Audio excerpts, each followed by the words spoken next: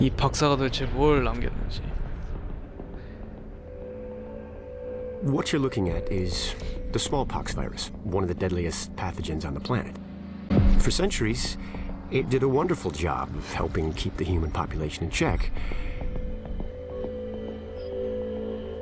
But times change, and sometimes Mother Nature needs a hand in improving her creations. Like, say, speeding them up a little bit, making them contagious when they should be quietly incubating in a host, or making them more lethal. 그러니까 왜 그 짓거리를 하냐고. I didn't come up with the approach on my own. My friend Vitaly's one of the pioneers in the field, and the idea has been around for years. Genome as data. You see, once we digitized DNA, we made it infinitely mutable.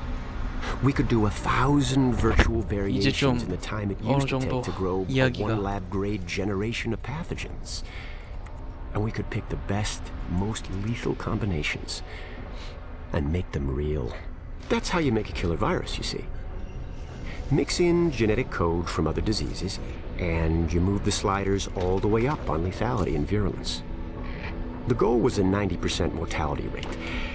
I'm not sure my green poison is going to quite hit that, but honestly, that's just details. As long as most of humanity goes, the Earth stands a fighting chance. Technically, technology is what's killing the planet. But that's not really the case. It's the greed that drives the technology. But a funny thing happened on the way to $100 genome maps and 3D printed plastic toys.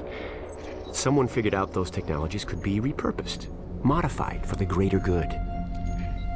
Me. Now, my virus is going to do what nature's always done.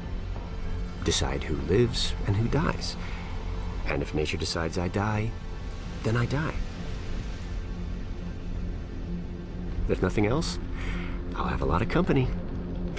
Natural selection at its finest, helped along by a little unnatural genetic manipulation. It's all data, really. Life's just a method of processing it. The same way I processed the smallpox genome on my laptop. And who's to say that wasn't the plan all along? If, by some miracle, you survive green poison, then nature's decided you deserve to live. The rest of us shouldn't and won't. Godspeed. I'll see you in hell.